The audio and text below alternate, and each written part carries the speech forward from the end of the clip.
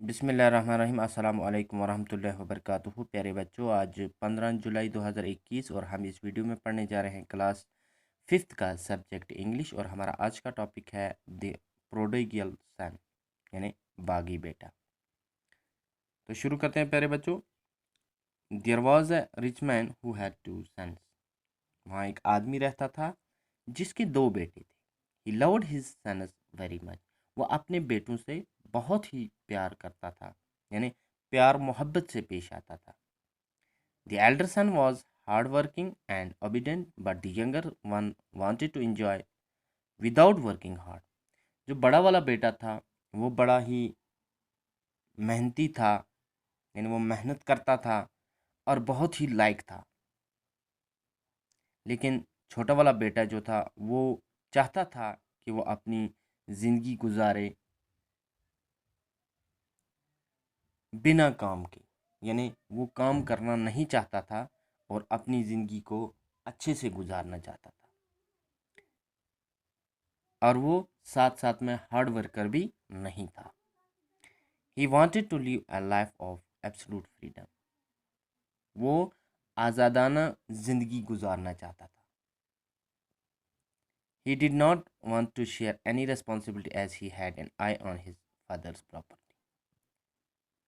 वो कोई भी जिम्मेदारी नहीं लेना चाहता था और कोई भी काम नहीं करना चाहता था, क्योंकि उसको अपने बाप की प्रॉपर्टी पे, जायदाद पे नज़र थी।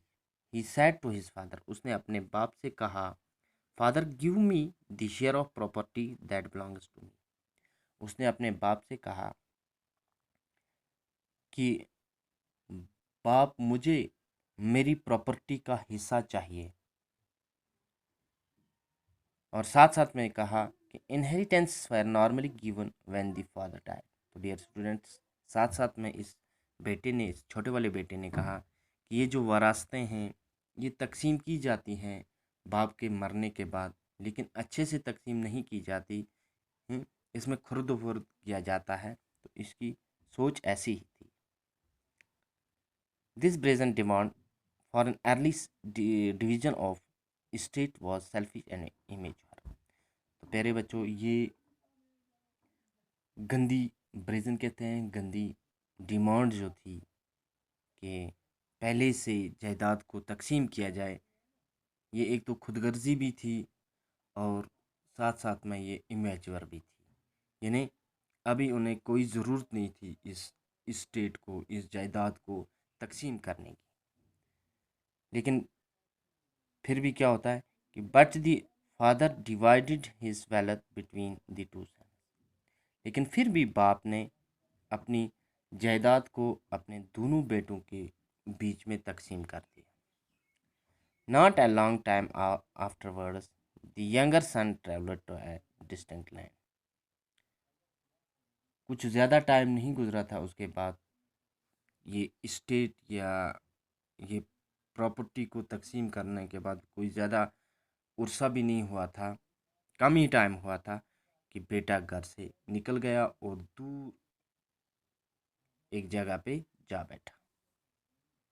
वायर ही वेस्टेड हिज मनी। तो प्यारे बच्चों, वहाँ पे उसने क्या किया कि उसने अपना प्रॉपर्टी का जो शेयर था उसको अच्छे से अच्छी तरह वेस्ट किया, यानी उसको ज़ाया किया।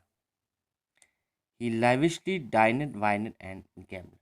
तो उसने इस प्रॉपर्टी की, इस शेयर को सिर्फ खाने में, सिर्फ शराब पीने में और सिर्फ जुआ खेलने में ज़ाया किया। एट लास्ट आखिर क्या हुआ, when he had spent even the last penny he almost starve to death. तो डियर स्टूडेंट्स, जब उसने सब शेयर प्रॉपर्टी का जो था वो ज़ाया कर दिया, अब वो भूख से मरने लगा। There came a terrible famine throughout the country that made living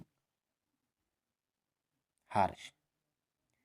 तो जब वो भूख से मरने लगा तो उसी साल में मुल्क के अंदर बहुत ही खतरनाक कहतसाली फैल गई, जिससे اس بیٹے کا وہاں رہنا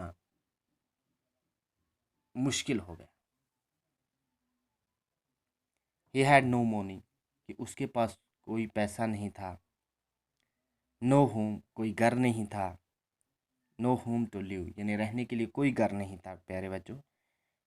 اینڈ نتھنگ ٹو ایٹ اور نہ ہی کچھ کھانے کے لیے تھا. He badly needed a job so he went and hired himself to one of the inhabitants of that country who sent him on to his fields to feed animals. اب اسے نوکری کی ضرورت ہے اور وہ وہاں کے ایک باشندے کے پاس چلا گیا اور اس نے وہاں کے اس باشندے نے اس کو نوکری دی. یعنی اسے کہا کہ آپ میرے چوپایوں کی رکھوالی کر دو اور میں آپ کو کھانا پینا دوں گا. He longed to make a meal of the pods the animals were eating. بہت عرصے تک اس نے ان کو اس کے ان مال مویشیوں کو چارہ کھلایا لیکن اس کو کچھ نہیں ملا. But no one gave him anything. اور کسی نے اس کو کچھ بھی نہیں دیا. پیارے بچوں یہ تھا اس لیسن کا پہلا اور دوسرا پیراگراف اور امید کرتے ہیں کہ انشاءاللہ آپ سبوں کو اچھے سے انڈرسٹینڈ ہوا ہوگا اور اگلی ویڈیو میں اس کا اگلا 2 پیراگراف پڑھیں گے.